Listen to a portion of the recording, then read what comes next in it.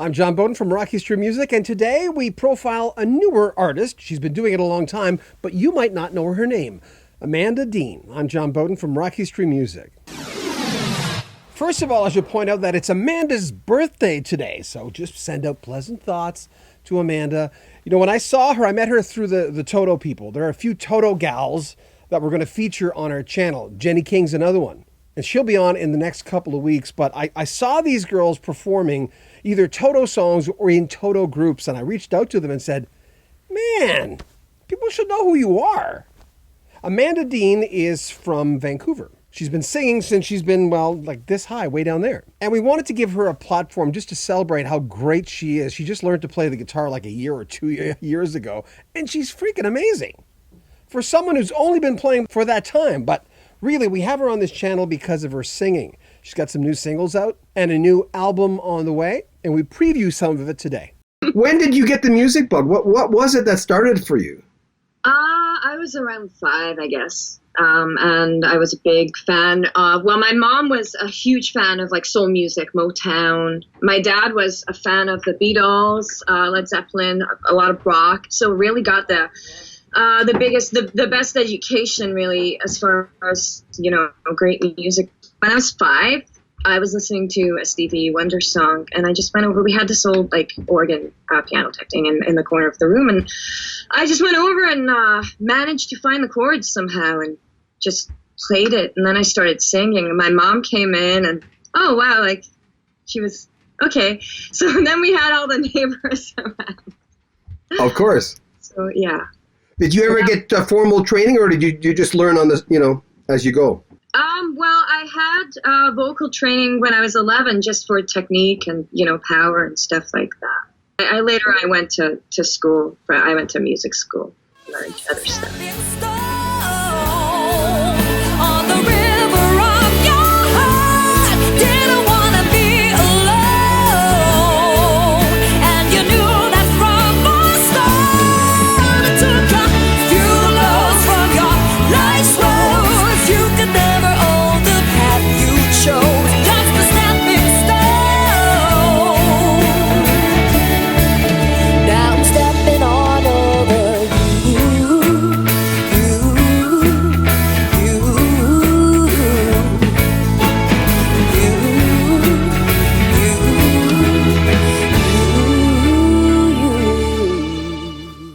I saw the footage of you on stage with Toto. Pretty impressive. Thank you. That was a dream come true. So how did that happen? I was during soundcheck at the gig in Philadelphia, the last one of the tour. I basically asked, and they said yeah. And I went up and did it and sang Hold the Line, a little bit of Hold the Line with them.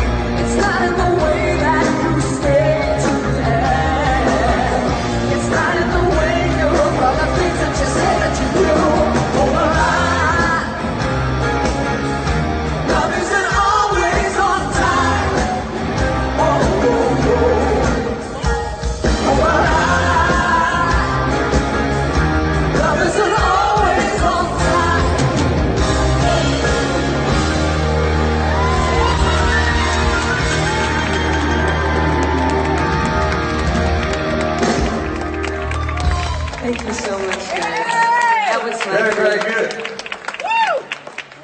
And it was amazing. I was super nervous about it, but I kind of had to put myself in a place where if I'd have thought about what I was actually doing, maybe I would have fallen to pieces. But I'm on a stage. This is what I'm used to doing. So I just went out and did it. But I had a moment, and I looked to my right, and there's like my guitar hero, Steve Lukather, right next to me. So then I kind of went, oh, okay, this is like really, really surreal. And that was a moment, but it was amazing. It was like one of the best moments of my life. I think that you did something that a lot of artists won't do. You asked. I think that the secret to life is if there's something that you want to do, you have to go all out and just, ask, and the answer can be yes or it can be no. And if it's no, then at least you tried, right? Yeah. Yeah, well, I remember when I got into radio in the 80s and we were talking to musicians, and the thing about Canadian musicians, there used to be this line we'd use, and musicians use it a lot. They say, in Canada, you can go gold and ride the bus. A lot of successful artists, when we asked them or got to know them, we'd realize, and maybe it's that first deal thing, because the first deal usually isn't a good deal for a musician, that they go, well, I don't have a lot of money. Like, I'm just, and some musicians were their worst enemies. But the thing about going out there and making roads for yourself is a difficult thing. And musicians who can't afford publicists would say, oh, I can't do it because of that. And then I'm sure you'd be the first person to say, well, then do it yourself. Yeah, and these times we have to. I mean, the thing is, like, you just have to, you have to just do it. You have to just feel the fear and do it anyway, to quote a good book that I once read. But, you just have to put yourself out there. And, if you do that with a lot of heart and soul, maybe you'll be successful. I don't know. I'm still working. Baby, I just want to say, you give me every reason to stay. You are the song that I want to play over and over, over and over, over and over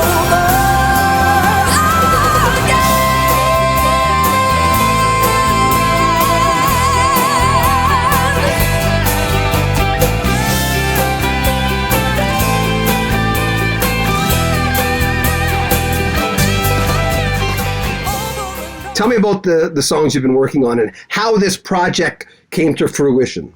I started with one song that I wrote. I mean, it's always been my dream to make an album. So I wrote one song, and then, I know a lot of musicians in this town. So I asked my good friend, Sean Susi, I need a drummer for this project. And I know you have a studio and, you engineer projects. Would you help me? And he said, yeah. And then I started from there, and then it got bigger and bigger. And then, I started writing more songs and co-writing with people, and until we finished the first song that we recorded. It turned out really well, and then I wrote more. We've kept on doing it, and now we have I have an album's worth, at least, if not more, of songs that to record. So we're just in the process of doing that. Tell me about the first tune.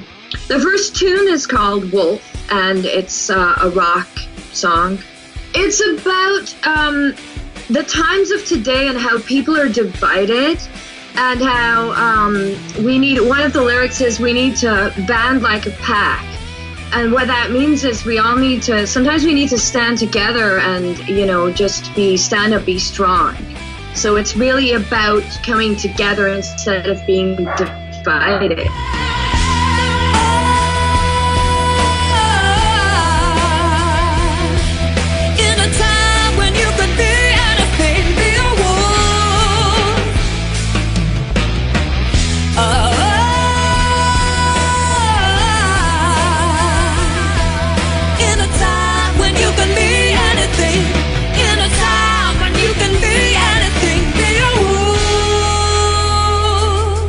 Tell me about the first time you went on stage. Do you remember that? My dad had, he was the manager for a center for disabled people, and they used to have a Christmas party every year, and they'd have entertainment, and one of his friends was doing the entertainment.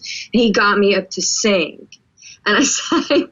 What'd you sing? I think I sang the song from Fame, actually. I was really young. I was super young. Oh, good for you. It was yeah, she can sing. I think she's going to be a singer. What do you think? Were you 10? Were you 5? What were you? Younger, yeah. I think I might have been 7 or 6 or something. Oh, my God. I can't really remember. It's been a long time, but yeah. What about all of a sudden we've got this lady. She sings like Ann Wilson. She plays, and you can play guitar really well. How did that start? I don't know why I didn't start that a long time ago. I've played keys since I was 5. but mainly that and singing. Like singing was always my main instrument. And I've always, because no one in my family played guitar, it was weird.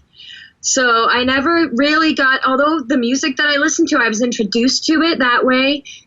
There wasn't a guitar laying around for me to pick up, not an electric guitar at least. So, and acoustic's great, but it's more electric for me. I really connect with that. So there wasn't one laying around. So I never got to do that. But I always had a passion for the sound of it, if that makes sense. And then, I guess I just never did it. And then a couple years ago, I decided, I really want to learn to play guitar. So when my mind goes somewhere like that and I really decide to do something, then I decide to do it. So I went and bought a guitar and an electric guitar and learned to play. It's not even been 2 years. That's amazing. Because you got such great response when you did that thing. I think it was in your living room. I think you were just playing around. Yeah. That was amazing. Thank you. Yeah.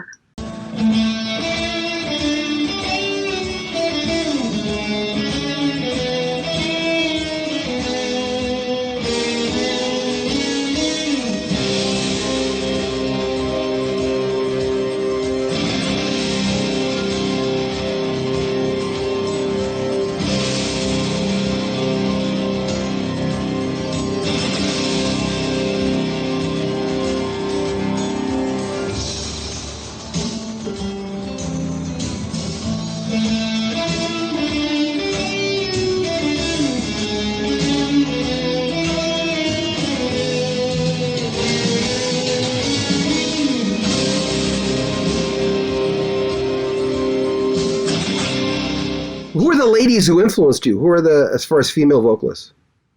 Gladys Knight. Obviously, my very first love was R&B. I love rock, like you wouldn't believe too, though.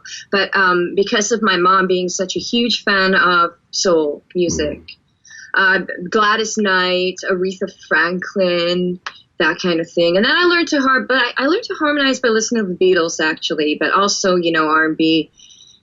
The groups of the time, the Four Tops, Diana Ross and the Supremes, stuff like that. And then, growing up, of course, in high school, the powerhouse vocals, there was a time when there was, Celine Dion and Mariah Whitney and all of that, which of course I love. You don't hit your chest like Celine, do you? I don't want to hear that. Hit my chest like Celine. I don't want to hear that. No, I don't. The Toto love, man, when did that start? The Toto love started before I even realized it. That's a funny story. I have a cute story to tell you. So when I was around, I would say probably 5 or 6. Again, I keep going to that age. I don't know why, but I guess stuff happened when I was that age. I was obsessed with Michael Jackson's Thriller album, like a lot of people. And we had MTV at the time, so it was around the time that it was after it came out. It was after that. But Thriller was still on rotation on MTV. So I had, in my closet, I had this little red raincoat, like jacket. And it looked nothing like Michael Jackson's jacket whatsoever, apart from the fact that it was red. I used to run to my closet, grab the jacket, put it on, and then I would sing and dance around my living room. And the only thing that this jacket had in common was the fact that it was red, but in my little, 5 or 6 year old mind, I was Michael Jackson, so that was hilarious. So I didn't realize at the time that Toto were pretty much the house band on Thriller album. So, and Quincy Jones is my favorite producer of all time. I think he's a genius. So it started with that. It's something about the way everything was put together. The songs and the instrumentation of it, and that really, it was just great. And then later on, obviously, I heard Toto 4, and it went from there. What can I say? And then. Do you know if Luke has ever seen your guitar stuff? I played the theme from Dune in my living room, just messing around, right? I did a video. I played it. It got posted to the Toto fan page America, and he did comment on it. He did say, he said it sounds great. So that made my day. No kidding. This album, if it gets in the right hands, how it goes with music. There's a lot of luck involved because a lot of talented singers never make it. But what are you hoping for? at the moment, all I'm focusing on right now is to make the best final product that I possibly can, to put my heart and soul into it, and hopefully people like it. That's all I'm concentrating on. I would love for it to go somewhere, but who knows, So I just have to focus on making really good music, and we'll see what happens. What other styles do you have on there? Is it a mixed bag? Yeah, it's a mixed bag. I really like that. I think they're cohesive as a whole. There's certain things, certain production values, certain things that will tie it all together. But I really like an album. I didn't want to write and record the same song 11 times or 10 times or whatever. I wanted it to be diverse. It can be. I mean, you can have certain things in there that you have to have a thing that's your stick, right? You have to have something where people will hear it and go, oh, that's this artist, you definitely want that, but I really don't want it to be, the same song with the same formula, with the same chord progression, the same kind of style, just 10 or 11 times. I want it to be more diverse. I really like that. That's one of the things I do like about bands like Toto, is that they kind of do a lot of different genres, but it's still them. You can still hear that it's them. So same kind of thing, right? So on there's the first 2 songs that I've released. I've released one already called Stepping Stone.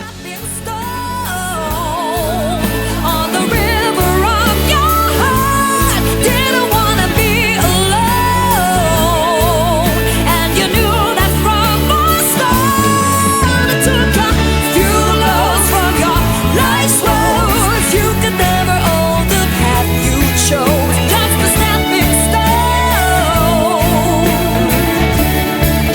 Now I'm stepping on over